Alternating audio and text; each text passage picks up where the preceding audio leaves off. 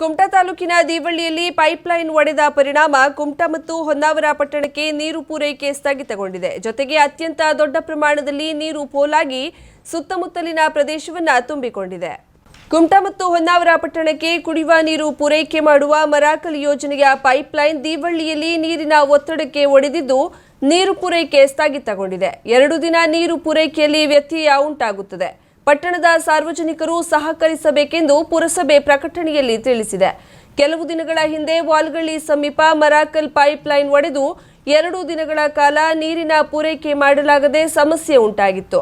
ಈ ನೀರನ್ನು ಅವಲಂಬಿಸಿಕೊಂಡಿದ್ದ ಸಾವಿರಾರು ಮಂದಿ ಪರದಾಟ ಅನುಭವಿಸಬೇಕಾಗಿತ್ತು.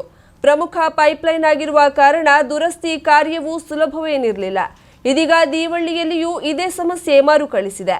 ಪುರಸಭೆ ಮುಖ್ಯಾಧಿಕಾರಿಯವರು ಕೊರೋನಾ ಸೋಂಕಿನಿಂದ ಹೋಮ್ ಐಸೋಲೇಷನ್ನಲ್ಲಿರುವ ಕಾರಣ ಸಂಬಂಧಿಸಿದವರಿಗೆ ಸ್ಥಳಕ್ಕೆ ಭೇಟಿ ನೀಡಿ ಪರಿಶೀಲನೆ ಮಾಡಲು ಸೂಚಿಸಿದ್ದಾರೆ.